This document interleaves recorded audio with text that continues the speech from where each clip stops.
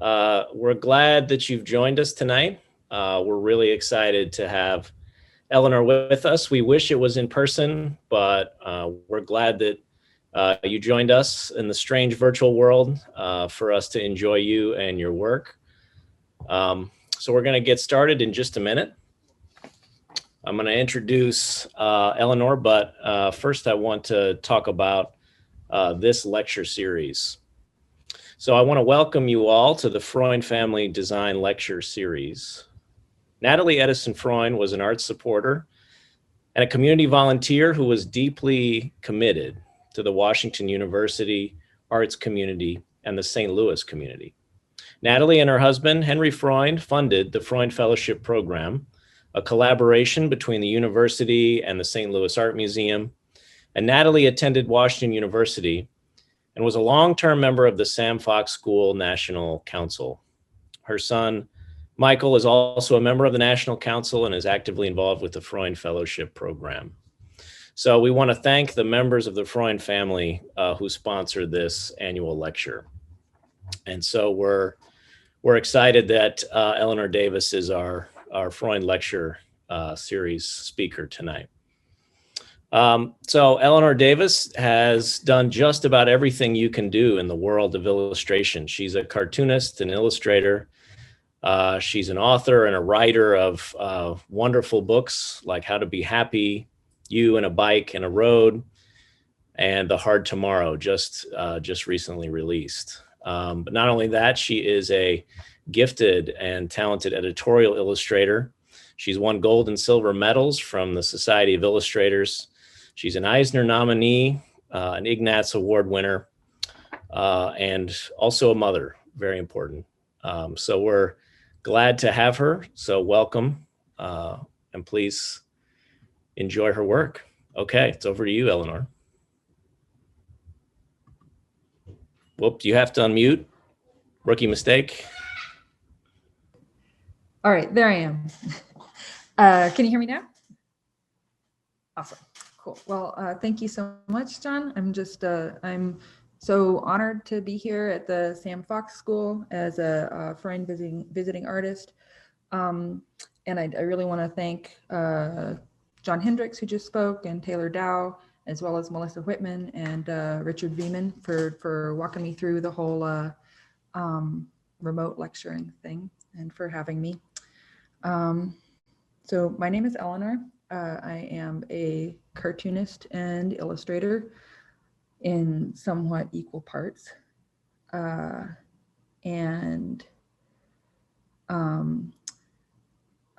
mentioned saying that it was regrettable that I couldn't be there in person, but in some ways, I'm happy this is how it shook out because I have a year-old baby and I wouldn't have been able to visit in person. So this is the only way I could come. So I'm happy to be here. Let's see, I'm gonna do. Eleanor, while you're sharing your screen, I'm going to remind everyone of the Q&A function. If you want to put some questions down there or in the chat, Taylor and I are going to be watching that while the talk goes on, and we'll come back on when Eleanor's done and hopefully get a few of those to Eleanor to ask. All right, thanks. Go ahead, Eleanor. Thank you, John. And okay, is my screen share working? To be seeing looks great. Frightened family on a burning world. Is that what you're seeing? Okay, so I just wanted to have my presenter note be visible. Okay, so God, I feel like a grandmother. No diss to grandmothers. Okay, sorry. So again, my name is Eleanor, and before I begin this lecture, I just want to lightly touch on the uncomfortable fact that the world is on fire. I don't want to go too deeply into that because I'm sure y'all are aware, and it's a tremendous bummer. But I do think it's important to acknowledge the state of the world because if we don't, we're not going to be able to be logical or honest about anything we're doing now or anything we hope to do in the future.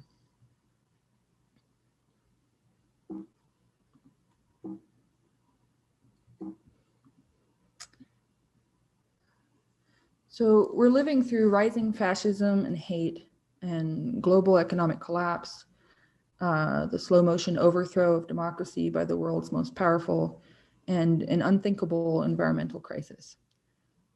So given all that, why are you as students taking art classes? And why am I guest lecturing at your art school? What are we both hoping to get out of art, both our own and others?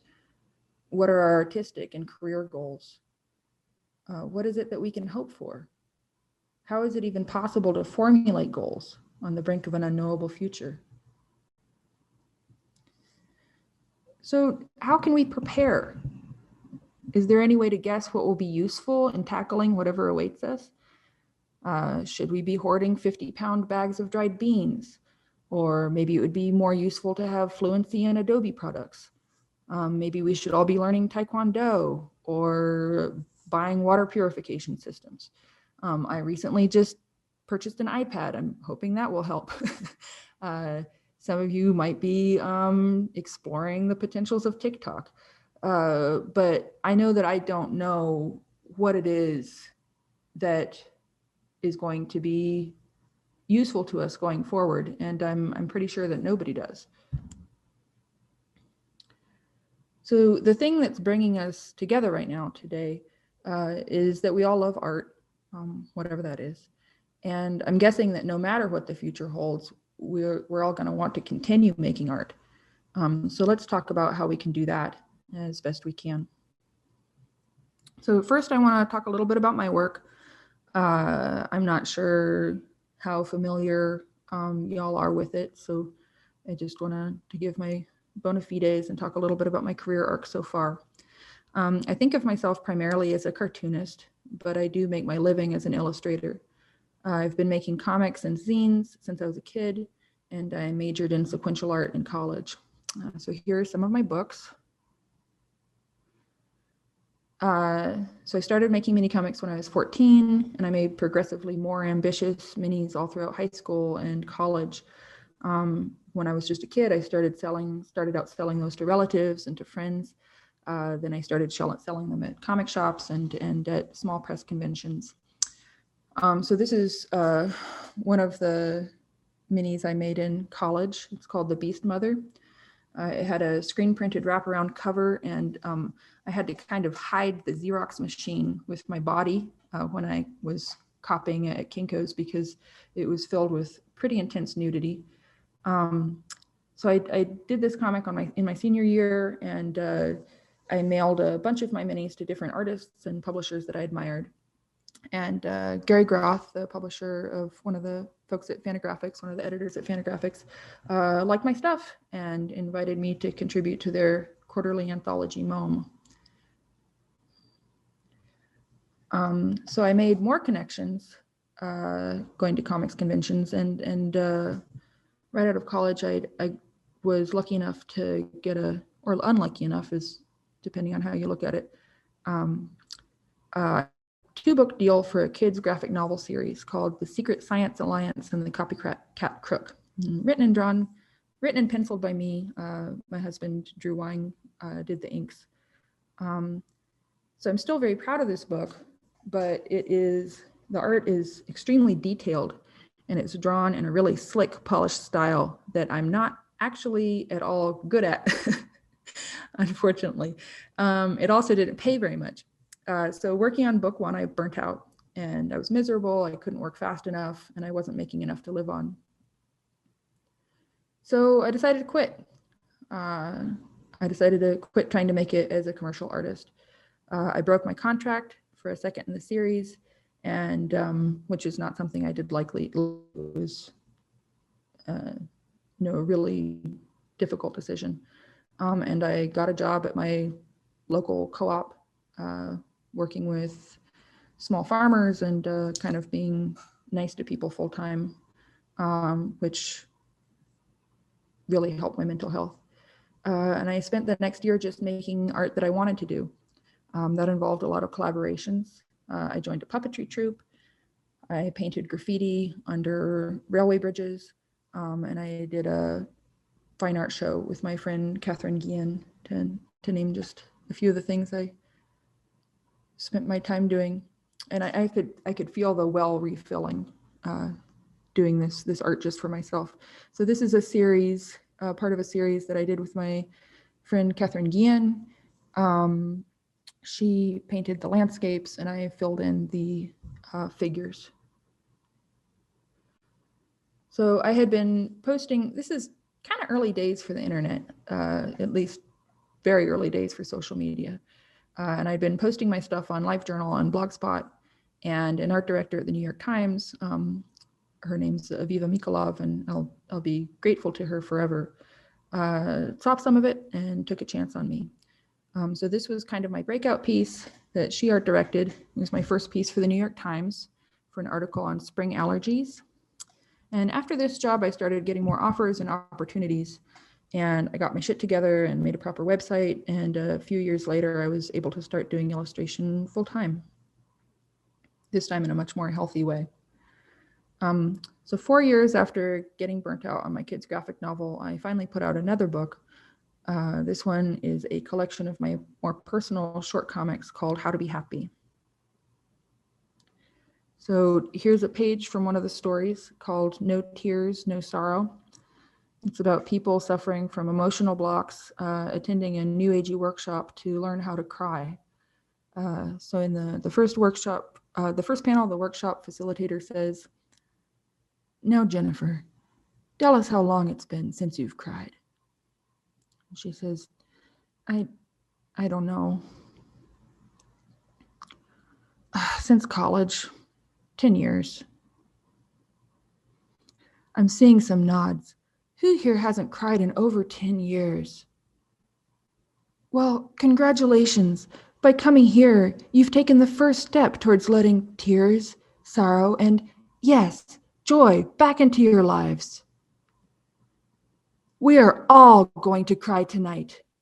And the crowd goes wild. A problem I have continuously is that I think my stuff is really funny. I have yet to find anybody else who particularly thinks it's funny, but I crack myself up. So here's another short, the start of another short, the introduction to the book. When I started putting How to Be Happy together, I was worried that all these different comics I'd done for different anthologies and that I'd posted online and drawn on my sketchbook, that my work for over 7 years had been too disparate and that it wouldn't form a cohesive whole. But on the contrary, it turned out I had just been writing the same comic over and over again. And that comic was about being very depressed. So here's the introduction. The little me person says, write a story about yourself, a story about your life. Now, believe it. Now, write another story, same subject, a better story, more interesting, stronger characters. Now, believe that.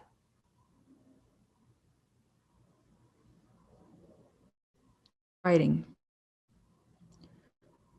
You have plenty of time. So inexplicably, this oddball collection was a hit as far as indie comics go. It was on the New York Times bestseller list for graphic novels for, I think, 3 or 4 weeks.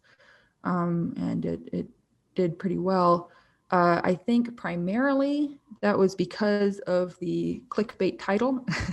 I did get some complaints in the Amazon reviews and Goodreads where people had bought it thinking it had the answers and were sorely disappointed. But I was very moved that people seemed to respond to it as much as they did. So the next book I'd like to talk to you about is You, a Bike and a Road from Koyama Press. In 2016, I went on a solo bike tour, which started in my hometown of Tucson, Arizona. And I was heading towards my home in where I lived with my husband in Athens, Georgia. So a good bit across the US. And because I almost immediately started having knee trouble, I had a lot of downtime. So I wound up keeping a comic diary while on the trip. When you're bike touring, or at least a lot of people who are bike touring, I certainly was, I got extremely obsessive about weight, trying to carry as little weight on my bike as possible. So I didn't carry any art supplies except for a single pencil and a pad of paper. So here's the entry from April 16th. It says 2-lane bridge, no shoulder, low railing, high winds. Pray no semis come. The wind's going, whoo. Absolutely unbelievable winds. Then reach the other side. I'm laughing hysterically. My heart's going dun dun dun dun dun dun dun. So solo bike touring is also intensely lonely. It made me realize how much human interaction is a need, like needing food or water. I'm usually a pretty shy person, a pretty solitary person, but on my trip, I found myself striking up conversation with strangers. So here's another diary entry. I was in a real small town. Nothing was open. There was a single bar with a light on that had no customers in it at all, just a couple working behind the bar. And the man says, well, my wife had died of cancer, 25 years married, and I came to Brackettville and met this lovely lady here. This woman was extremely trashed. She said, my husband had died in a head-on train collision. 40 years married. The man said, and I thought, she likes bars. Maybe if I own a bar, she'll like me. So that's not the kind of conversation I would have in my everyday life. But all alone and in the middle of Central Texas, I was really glad to talk to those folks and get to know them and eat some chicken tenders and spicy pickles. So even though it was so raw and sketchy and not what you'd call super professional, I've had more people respond to this book than almost anything else I've done. So I try to remember that when I'm struggling with a new program, like, again, I just got an iPad and Procreate's making me crazy, or, working with a new media, trying to battle with gouache or watercolor, that is still just surface. The importance is the content. So this is my latest book. It's called The Hard Tomorrow. It came out last fall from Fantagraphics. It's the longest story I've written, and it's my most ambitious book. Here's some panels, sort of a montage. As you could maybe guess, The Hard Tomorrow is set in the near future. There are two main characters in the book, Hannah and Johnny. Hannah has a job as a home health worker, and she's an anti-war activist. Johnny's building them a house in the woods, or supposedly he is. He's also smoking a lot of weed, which kind of distracts him a little bit. You hear Hannah says, "This is my favorite part of you. Your eyelashes when the light hits them like that." So even more than my autobiographical stuff, this book is the most personal thing I've ever done. I put an awful lot of my own life in there. Some pretty intense stuff. For example, again, Hannah works as a home health aide. This is Miss Phyllis, one of her clients. My husband's mom, Lori, got very sick in the fall of 2016, and we spent a lot of time taking care of her after that. So here's Miss Phyllis crying while drinking Ensure. She says, "My Jack did it right. His heart went and he was gone. My Jack did it right."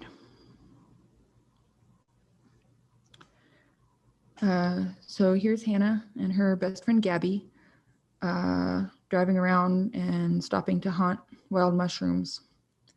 In my older comics, my shorter stuff, I'd often try to kind of smooth out the characters a little bit, thinking that that would help me tell a clearer story and help readers identify with the characters. But in this book, I wanted to write about the people I actually knew in my real life, people like me, my friends, who are mostly queers and weirdos and nerds. A big part of the book is that Hannah and Johnny are trying to get pregnant. My husband Drew and I only decided to try to get pregnant in the winter of 2016, which was a pretty wild time to decide to have a kid. I thumbed out the hard tomorrow in the spring of 2017. I had a miscarriage in the summer of 2018, but I got pregnant again 4 months later, and it stuck. I finished drawing the art for this book right at the start of my third trimester, and I had my baby, Danny, who's now a year old, in July of 2019, and Drew's mom, Lori, passed away 2 days later in her home in Virginia with my husband by her side.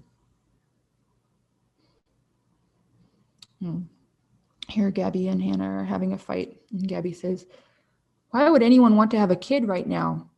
Just so you can get vixed together in 5 years?" Hannah says, "We're not gonna get vixed. Gabby, listen to you. What do you think everybody's been fighting so hard for? For a peaceful future, Gabby. For the future."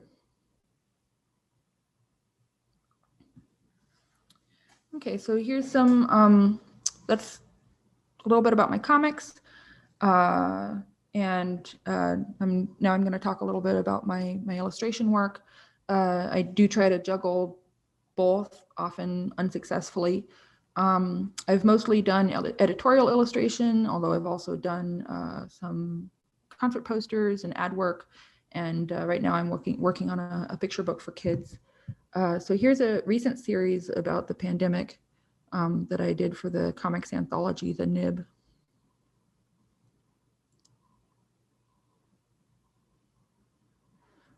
And here are some pictures from the picture book I'm working on. It's about the life of Ella Jenkins, written by Tracy Todd. It's called Make a Pretty Sound. Here's a portrait of the dancer Louis Fuller for the New Yorker. And all the pieces so far have been digital. This portrait of Ruth Bader Ginsburg is traditional, it's watercolor. I'm very proud of the fact that this piece is now owned by Lisa Hannawalt, hangs in her living room. So I do very much like working in traditional, and it's not that it's exactly harder, but it is more stressful. It's less of a quick fix if you mess up. So here are, let's see if I can get these to play. Yeah. Here is the spring and summer for a set of Google Doodles that I did. They had me do a doodle for the start of each season. So that was a joy. Although ethically dubious, I suppose. But they asked me if I was available. I had done one animated GIF in my life before this, and it was the very simple, scrappy little animation of a woman eating her own nipple on loop. And so they were like, "Oh, well, we've seen you can do animation. Can you animate these Google Doodles for us?" And I was like, "Absolutely. I absolutely know how to make animations." And then I had to scramble learning how to do it, teaching myself how. Luckily, you can learn how to do anything with YouTube tutorials. I've also done a certain amount of art for grassroots activist organizations, which are engaged in work that's important to me. This is the type of stuff that I do pro bono. it's an important thing that I can offer. So here's the putting a plan to read funds Athens department to other social services. Here's a flyer for ending the school to prison pipeline. Here's a election endorsement. So these are unbelievably boring. I'm not asking you to think that these are to jump up and down about these as artworks, and my graphic design skills are not particularly good, but I wanted to show them because I think it's important to remember that as artists we do have skills that can be helpful to folks out there, folks who are fighting. Here's another couple examples from a project that was sort of straddling the line between agitprop and personal work. This is two sections from a series of comics I did for a group called the Bronx Freedom Fund. It's illustrating interviews they've done with some of their clients. I'm sure y'all are familiar with the bail funds, especially after the events of this summer. So the Bronx Freedom Fund is a bail fund for folks incarcerated because they can't afford to bail themselves out. The one on the left is an interview with their client Donald, and on the right is from an interview with a young woman named Michaela. I really like doing comics based on interviews like this, but it's unbelievably, the pressure is intense because you don't want to, this is somebody else's life and face and words and experience. You want to be respectful and, do a good job. Okay, so now you know a little bit about the work that I've done, and for the rest of the presentation, I was trying to think about what a student might want to get from a visiting artist lecture right now, and what it is that I have to offer all of you as students. So here are some of the extremely scribbly notes I made brainstorming for this talk. There's me saying, so what do you want to know? Whereas you all are mysterious figures filled with energy and ambition and fresh perspective. But thinking about it, I decided we probably share a lot of the same concerns. I think that those concerns, I'm guessing those concerns can be split into categories that sometimes but don't always overlap. The first is, how do I make good art? The second is, what the fuck do I do about my career? So first I'm going to talk about career stuff because I am very bad at it. And I'm also, like I assume you are, completely terrified. The industry is changing so quickly. And because of the internet and the pandemic, a lot of the things I did to get my start are no longer applicable. So submitting to art contests, going to conventions, visiting art directors. Additionally, in case you didn't notice, the economy is a dumpster fire. There are fewer jobs for less money, with more competition and uncertainty than ever before. So I had a lot of opportunities 10 years ago that you might not have today. But I do believe that the basics of what we need to be thinking about in order to navigate the stormy sea have stayed the same. So I think of career as being split into 5 parts. I've got self-promo, the market, that's a very small chunk, doing the work, and your actual art. So the first component, the most important component, is your actual art. That's the most important thing, is to make good work. And whatever else you do, don't lose focus on that. And in order to make good work, that's every goal, of course. My advice is, first and foremost, listen to yourself. Why do you like making art? What kind of art excites you to make? What have you been thinking about? What have you been feeling? I'll talk a little bit more about that. Find your voice. When I first started out, like I was talking about, working on that kids graphic novel, every day at my drawing desk was torture. And you just can't make your best art this way. And when I decided to push against my more commercial style and started drawing more in my sketchbook and experimenting more and working more intuitively, my own voice emerged. And figure out what it is you love to do and do it. So during the year that I gave up art and decided to only make art that I enjoyed doing, ironically, I wound up making work that spoke to more people.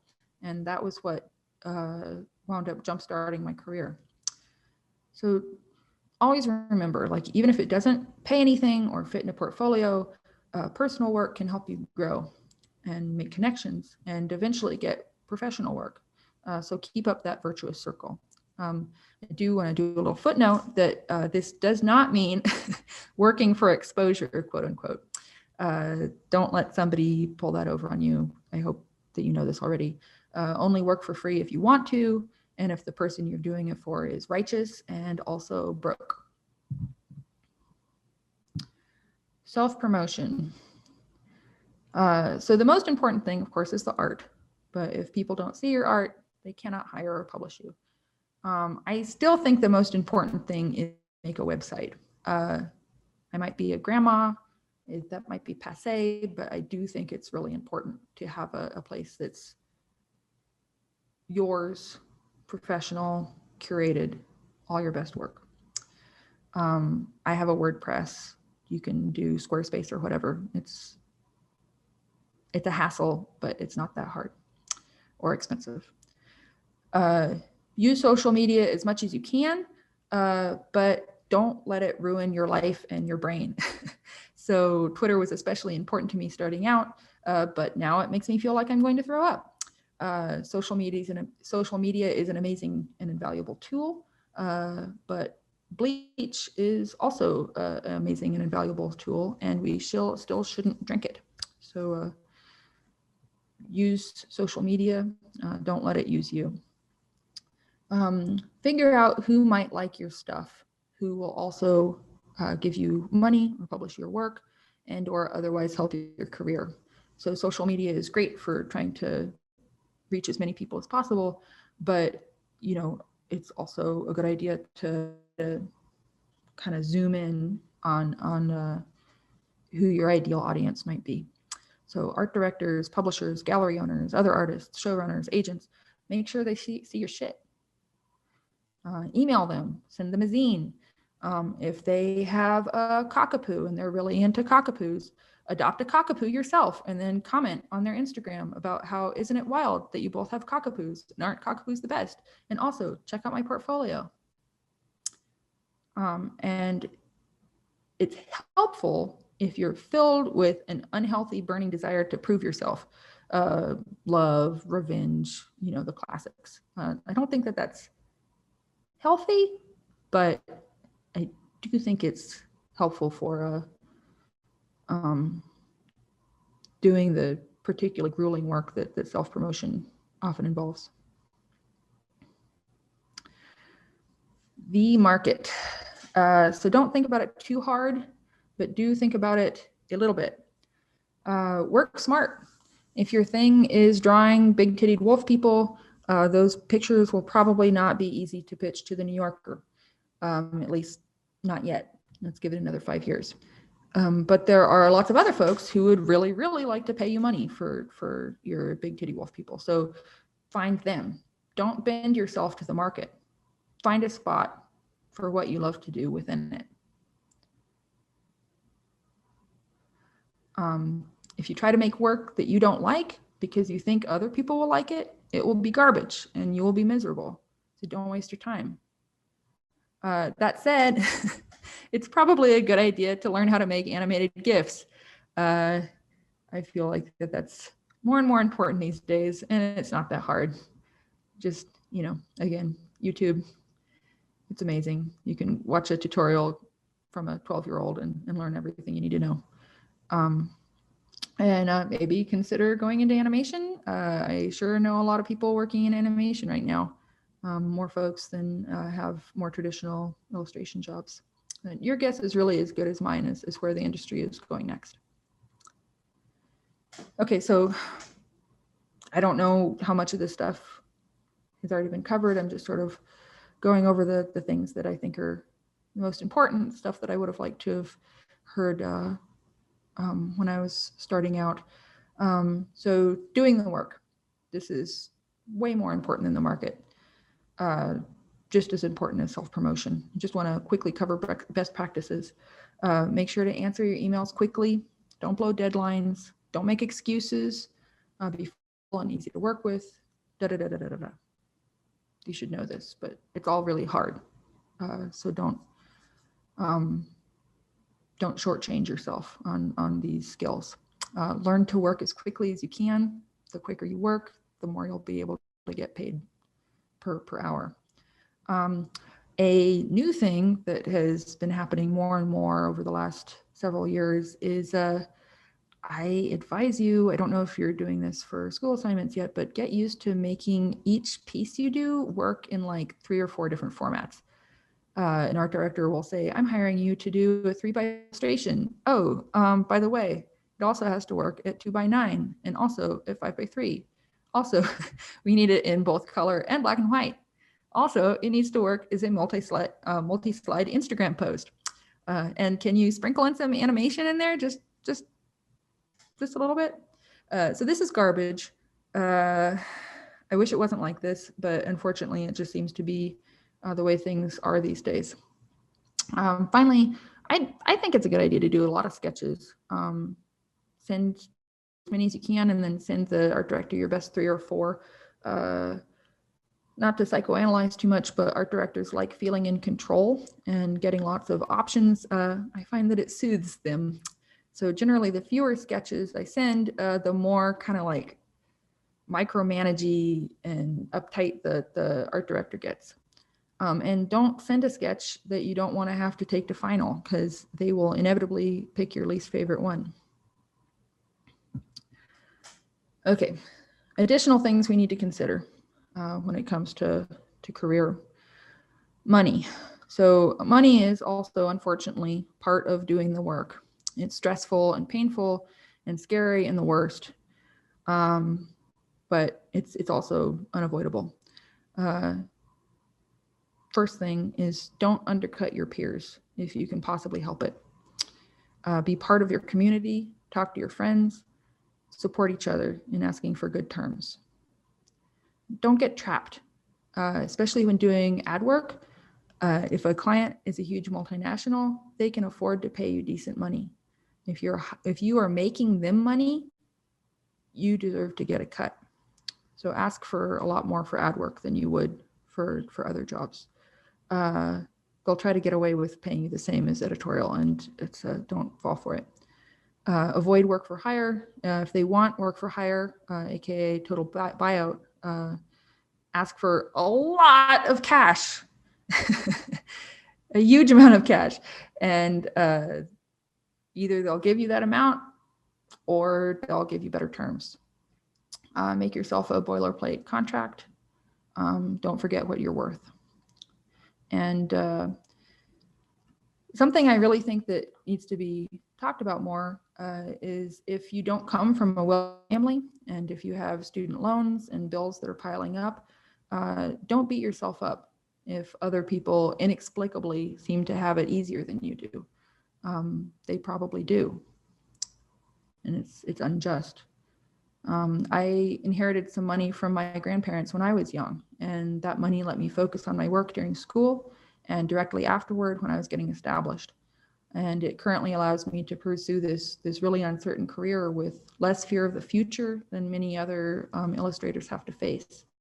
I work hard and I'm proud of my work, but the success I've had is definitely in part due to that.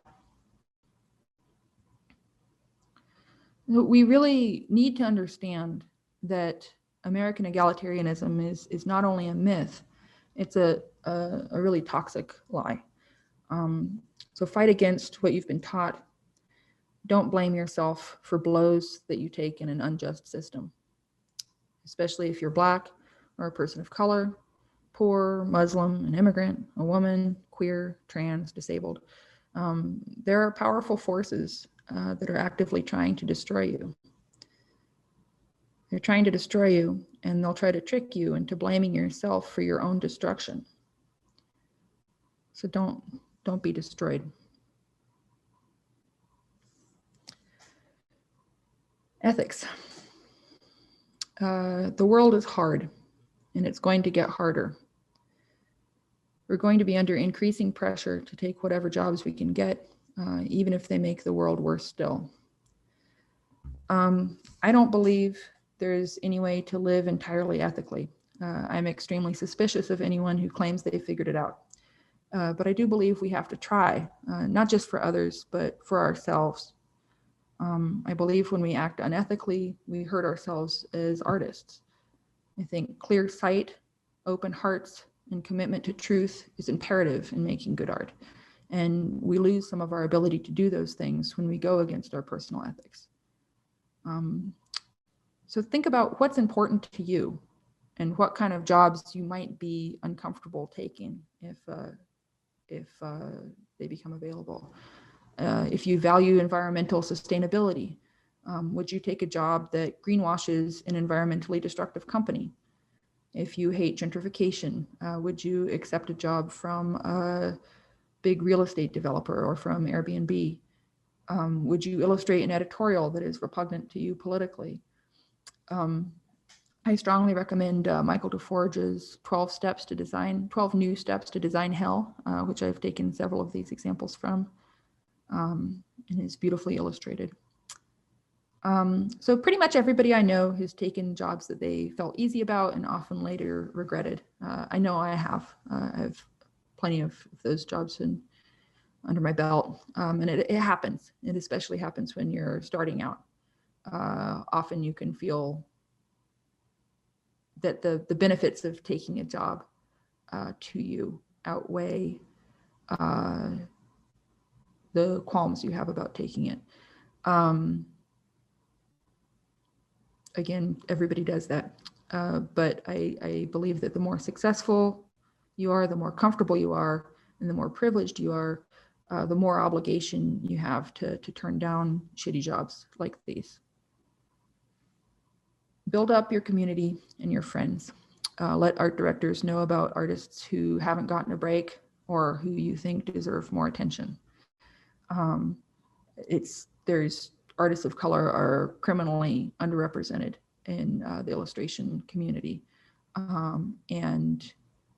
So art directors are often, God bless them, not that bright, not that aware of the amazing work that's being done. So recommend, especially if you can't take a job, recommend another artist that you know and are excited about.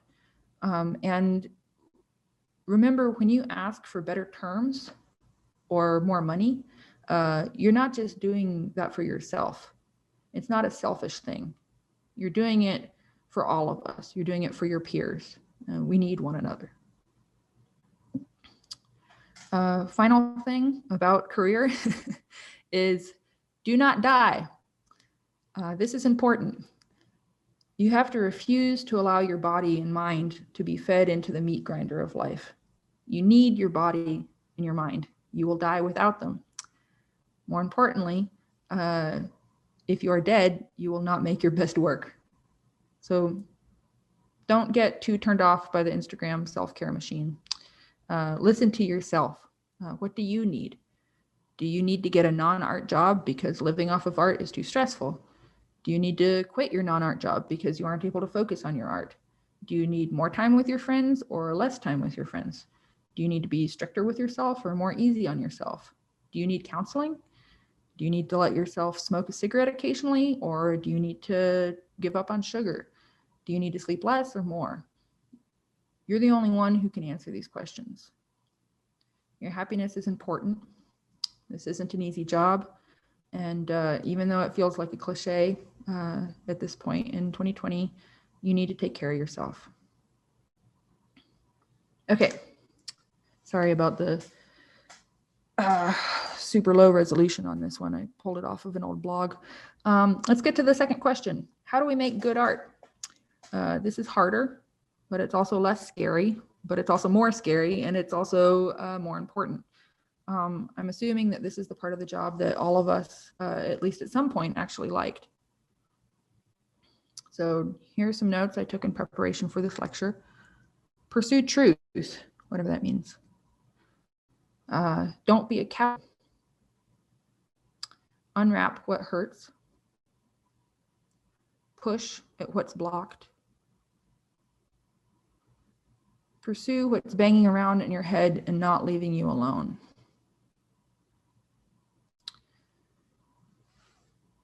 So sit down, pick up your pen.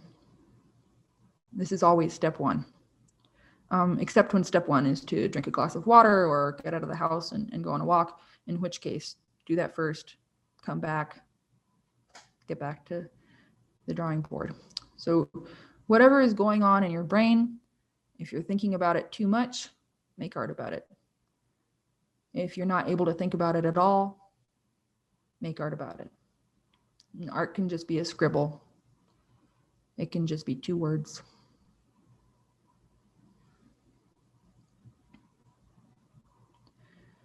So my sketchbook is filled with little word balloons that just say, I'm tired, I'm scared. Scraps of sentences, conversations happening inside my mind, questions I can't let go of. This stuff is boring. It's stupid and self-indulgent. But in doing it, I'm listening to myself, and it turns out I can't make art if I'm not listening.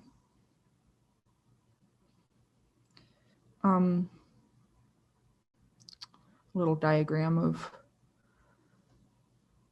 unblocking, how to deal with the grief and fear block. It's useful for me to talk to y'all about this now because I'm in a pretty rough place artistically myself. I just had the baby. We moved across country to live closer to my parents for the duration of the pandemic. The world is a dumpster fire. And my own personal response to stress is to drown my terror in comedy podcasts, not write King Lear. And here are some theoretical ways of unblocking the grief-fear bolus. Rending of garments, wailing.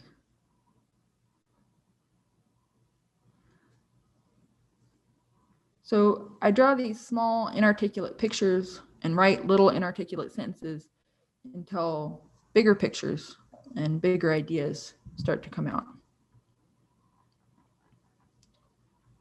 Another sketchbook piece.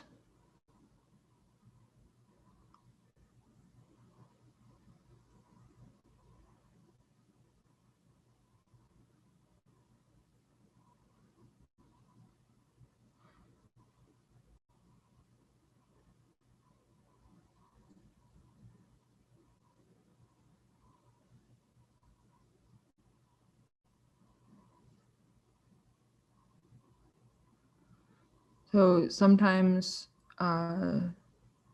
these ideas stop as single images. Sometimes they turn into short stories. Occasionally they balloon into longer ones. So here are a couple sketches that wound up turning into my No Tears, No Sorrow comic. Here I'm exploring Hannah from How to Be Happy. Whatever thread I'm following, I try to just let it go wherever it wants to. So I think that's a big reason why my stuff changes around so much stylistically, is because I'm just listening to each idea as it comes up, and every idea demands something different, demands a different treatment. So eventually a story usually gets too bulky for just noodling around in my sketchbook, and I start breaking it into pages and panels in Photoshop, or I slam out some dialogue in Word.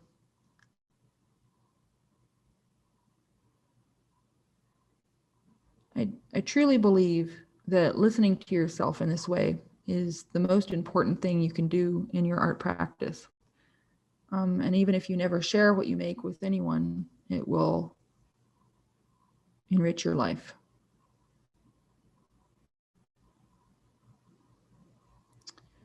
So I want to end with some very personal and important questions, and only you can answer these for yourself. What do you like about your art? What motivates you? And who are you talking to?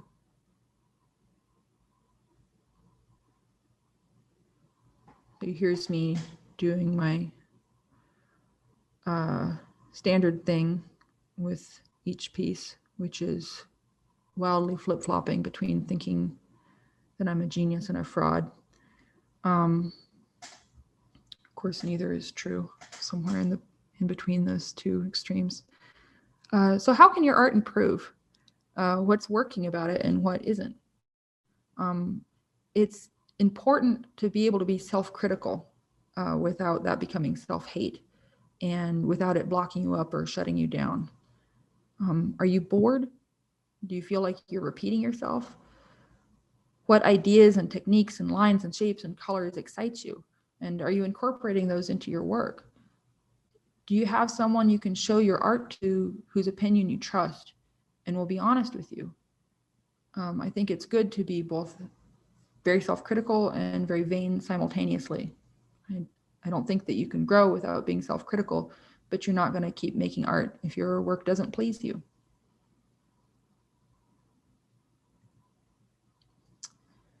So here's me saying, I need to become so good at art that everyone I have a crush on will wish that they could make out with me. I need to become so good at art that it brings my enemies to their knees. But what motivates you? It doesn't have to be particularly admirable.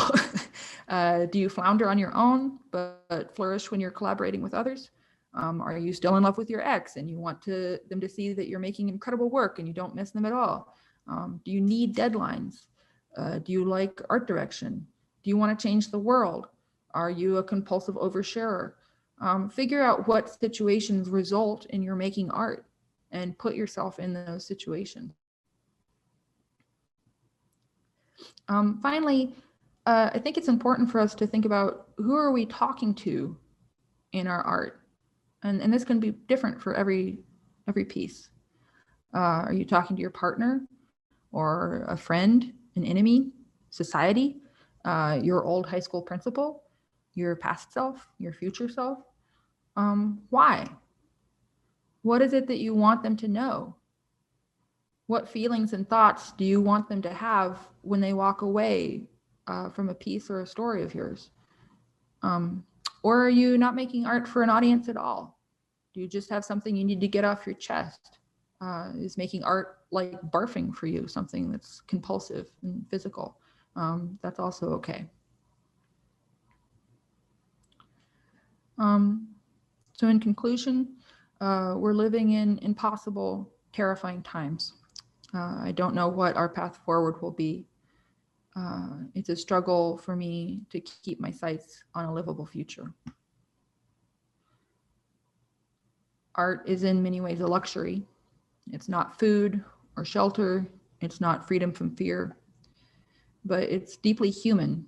And in that way, I don't think we need to talk about if it's necessary or not, because art is inevitable. Art is how we play, it's how we grieve, it's how we show off, it's how we figure out who we are and share ourselves with one another, both as individuals and as a society. It's how we remember the past. It's how we can see a path forward into the future.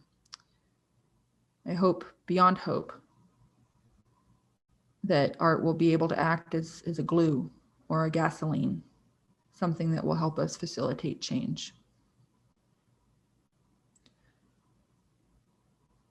I'm honored to get to spend this time with you all.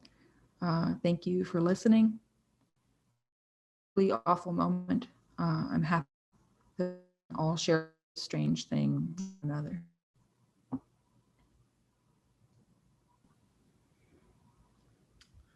Thank you, Eleanor. That was great. It was like therapy. So thank you. We've got a bunch of questions in the chat, so we're going to try to get through as many as we can. Taylor, you want to read our first one? Do you have that up where you can see it? Yeah, I do. I'll just go through them, I guess.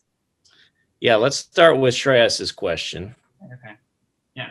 So Shreyas is asking, how do you find the process of making the same comic / telling the same story repeatedly? What changes between each version of the same story? That's a good question. I think if you're to my collection, be happy how I was telling the same story over and over again. That wasn't on purpose. I thought I was telling different stories each time. Was addressing different strong feelings as they came up, different struggles and battles and confusions and fascinations, like kind of on a case-by-case basis. And only afterwards, when I zoomed out, I realized, like, oh, well, I guess these are all about me, a depressed person. Very, very consistent. Dimitri's got a question for you. How do you assess the current state of comics? Any troubling trends or hopeful changes that you see? That's a good question. I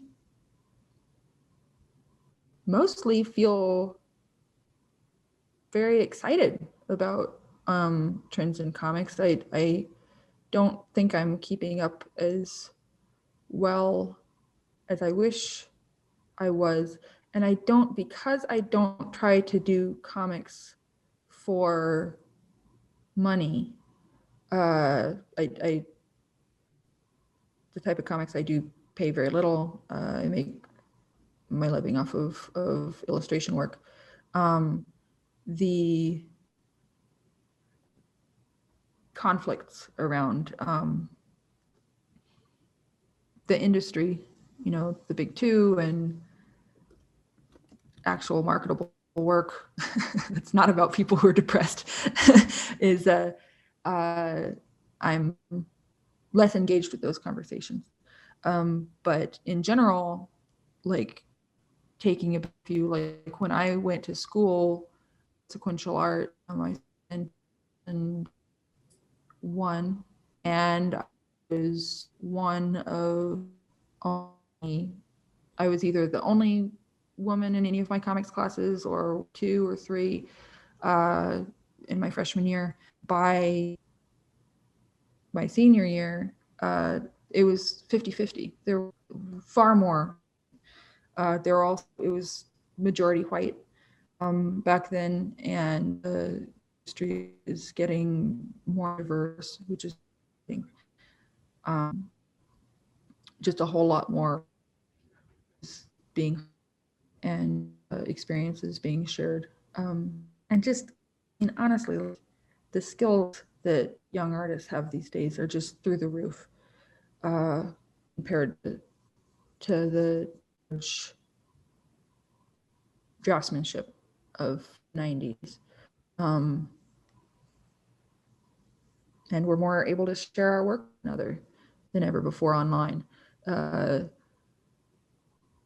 Of course, like anybody, I'm freaked out by all these social media platforms and terrified by algorithms, and terrified by how to take this wonderful art that people are making and make sure people actually can make a living at it. But the art itself is thrilling.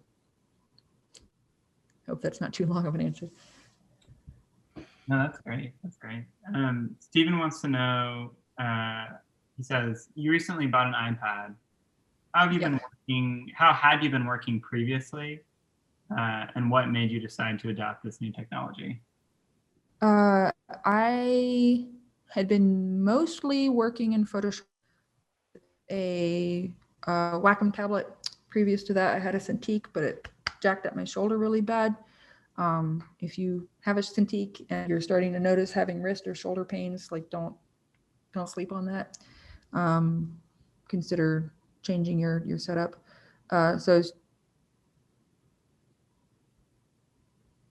I just was feeling like drawing again. I was feeling like drawing was unbearable. I'd sit down, like I felt very like chained to my screen. This tablet is very immovable. Again, I have a toddler at this point, and so either I was in my studio at my computer or I wasn't getting any work. So I wanted it up. All my friends had iPads, so I wanted an iPad. Jillian Tamaki has an iPad. And it did wind up being really helpful in being a lot more flexible. Plus the user interface on Procreate is much more intuitive. It feels kind of more like traditional media, sort of vibey. And honestly, one of the reasons it works well for me is because I'm not that good at it yet, and I don't have the control that I do in Photoshop. I've gotten very, very comfortable with Photoshop. I tend to be kind of a control freak who wants a whole lot of control, but that control makes my work stultified and it makes me unhappy working.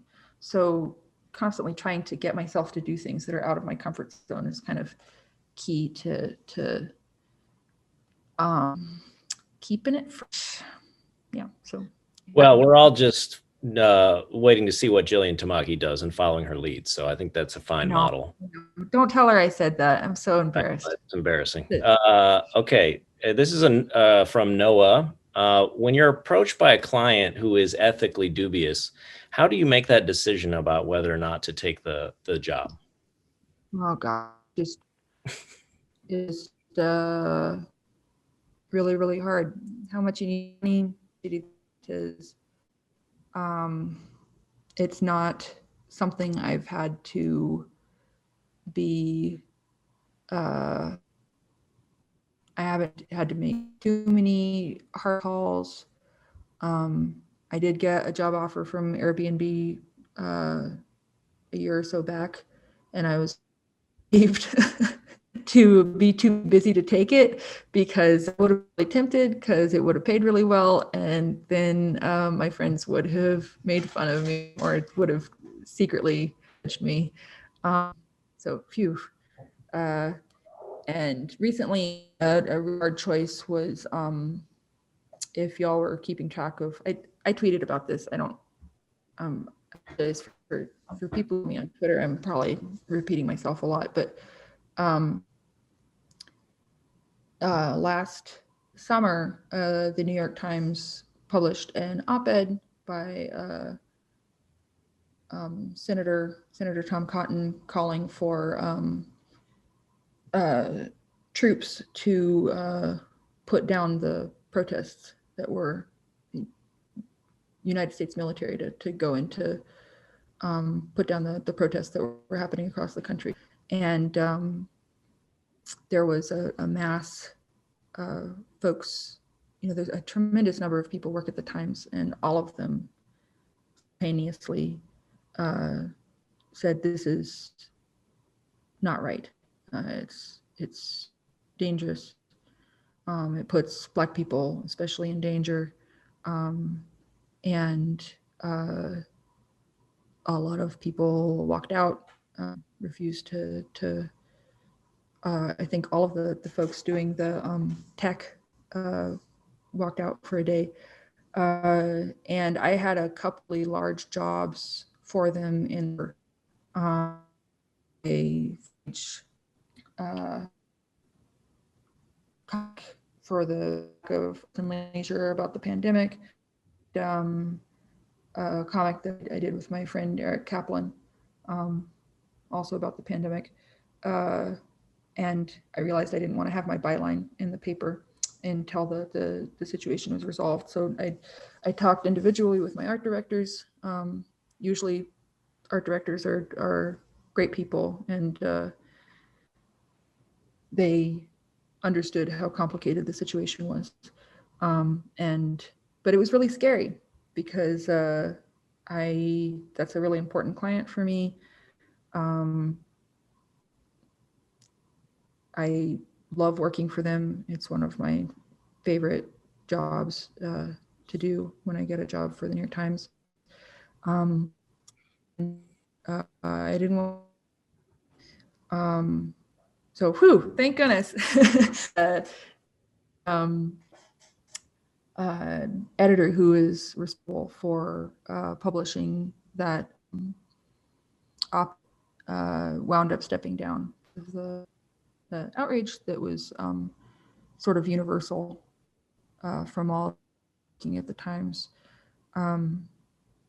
And so I did not have to pull my pieces, but that was a difficult decision. That was a creation that I was with a bunch of my friends in illustration. What are we going to do? What line do we draw? When is it too much? I have 1,000 little stories like that. You just have to figure it out yourself and look into your heart.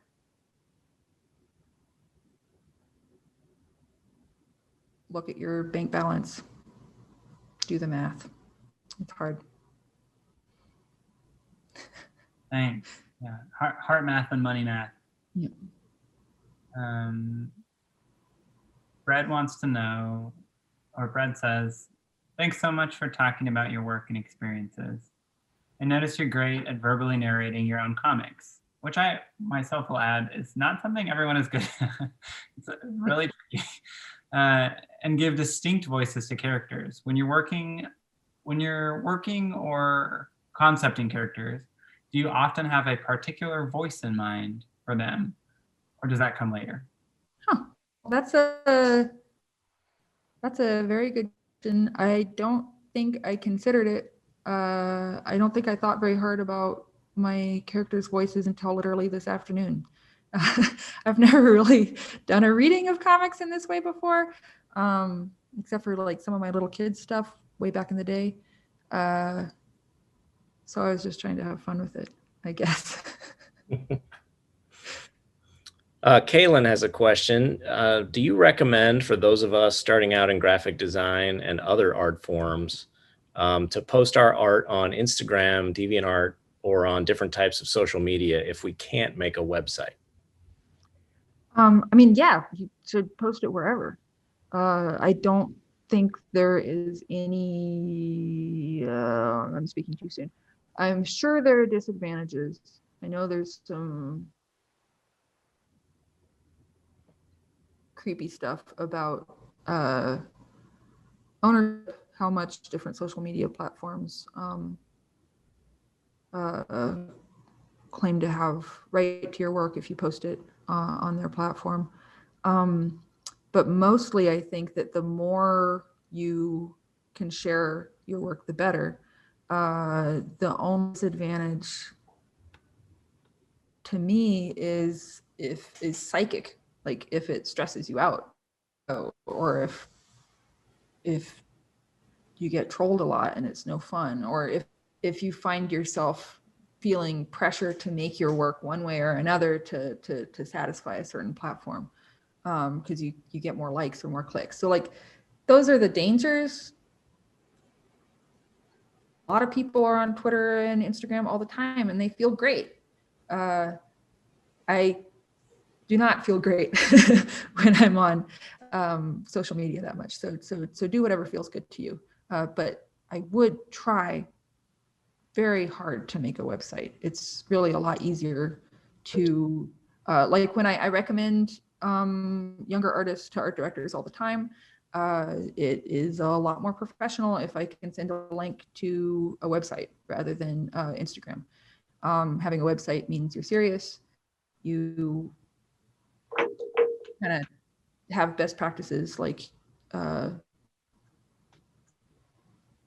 lock, and that you're out there waiting to be hired. If you're just sharing an Instagram or whatever, it's less clear what your capabilities are. Yeah, so I know it's a chore. It sucks. I hate it. I haven't updated my in a year. Like, don't don't be mad at me. I'll also add that you can, Kaylin, you can make a Cargo Collective portfolio for free.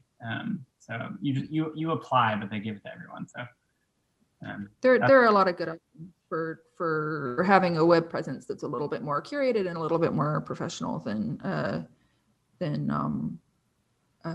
your Commodore Garden Instagram. I mean, but that's really important. Instagram is great. That's definitely, I don't know, super Well, important. Eleanor, Jillian is actually coming in December, so we'll ask her how often she updates her website, and I'm sure it will be weekly.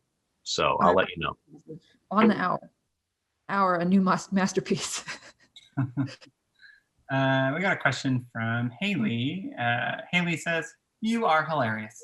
Oh, Balance your sense of humor and keep yourself laughing when stressful elements of the job come up and editors don't find things as funny as you do." that's a good question.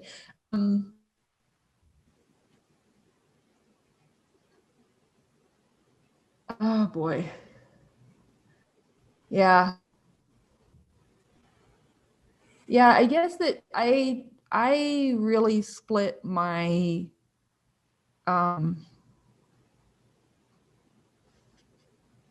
work into two parts. My comics, I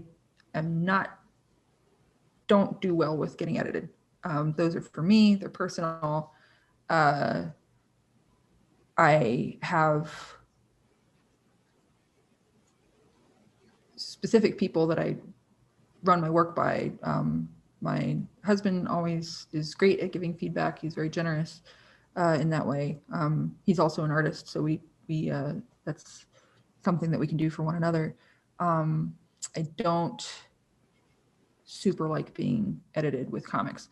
With illustration stuff, I will do whatever. My job is just to make the art director happy. I'm not a prima donna about it. The only time I'm put my foot down is if I, think that it is unethical again. So I draw characters that are pretty chunky. I have had art directors being like, "Can you make her look like it? How about you shave off about 10 pounds?" And I'm like, no. So that can get a little tense. But normally, I send over a whole bunch of sketches. Some of the sketches I think are brilliant. The art director doesn't think they're brilliant. They pick the most boring one. And I'm like, okay, that's fine. It's my job. Here's one from Alaya. How did you start to build your community in the illustration and comics world? Oh man, that's a really good question too. I was on LiveJournal, and then I was on Twitter. Twitter had a really different vibe 8 years ago. It felt super supportive and kind. It was much more of a bubble, which had its disadvantages, but also its advantages. And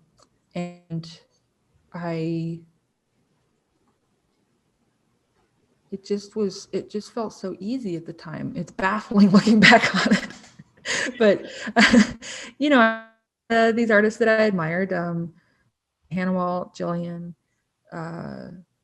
my friend Laura Park, Beaton, Michael DeForge, Steve Wolfhard, Sophia Foster Dimino. We just followed each other on Twitter and tweeted about our sex lives in public, and private stuff, and it was like a big party and it was fun. And we became friends. I don't do it anymore because it stresses me out. Having more followers, and then also people who, come in and scream about, being a snowflake or whatever, which I guess is proof that I am a snowflake because I don't like being screamed. Yeah, so that's how I did it. Sorry that's no longer available to you. I'm sure there are other ways. Going to comics conventions, oops, there's a panic, you can't do that. Whose work you like, reach out, comment on their shit, be nice, send them your stuff. Don't be a creep, but everybody likes nice people.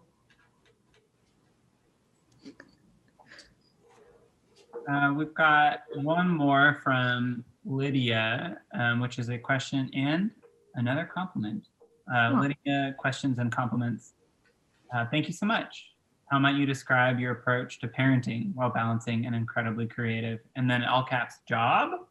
Not totally what that is, but I like that touch. And then the compliment, Lydia agrees with Haley. She says, I love your humor. Oh, thank you. Gosh. The parenting thing is really tough. It's not been as, you know, I'm foggy a lot. I'm tired a lot. It's very hard for me to figure out what's the parent part and the living in a of part, which is also very stressful. Pandemic is bad. I'm really lucky in that my husband is also an artist. Well, that's lucky and unlucky. The unlucky part is that he also doesn't make any money. The lucky part is that our schedules are both very flexible. And he's a night person. I'm a morning person. So I wake up at 5 and then work until work. I could be working. Hopefully I'm working during that time. Sometimes I'm dicking around on the internet. So I have until about noon. Then he goes off to his studio and I take over the baby. And if my parents are available, they usually help take care of him for a couple hours in the afternoon. So it's a super dreamy setup, except for the fact that I go to bed at 8 o'clock at night. And that my husband and I never have any alone time together, like at all. But other than that, like we get lots of work done. Drew's been incredibly productive, so that's great. So yeah, it's hard. We're lucky. Our baby's very young, so he doesn't need to be doing fucking Zoom school or whatever it is that they're having kindergartners do nowadays, which is completely. Hopefully by that time we'll be out of this mess. All right. Thank you so much, Eleanor. That was wonderful. It's getting close to your bedtime, clearly, so we need to let you go. But thank you again so much for being a part of our community tonight and answering these questions. You've really been an encouragement, and I know I want to go draw, and I'm sure everybody else feels the same. So thank you. Well, thank you all for having me. It's just a super honor. And, if anybody wants to shoot me an email, send me their portfolio, send me a link to their Instagram. I'd love to see y'all's stuff. I feel really excited and hopeful by all the work that I'm seeing by young artists. Those of you who are young, or just, starting out artists. And, again, take care of yourselves. It's hard times. Love one another. Keep fighting. Find yourselves. Good night. It's my bedtime. Good night. Thanks, everybody. Thank you so much. Bye-bye.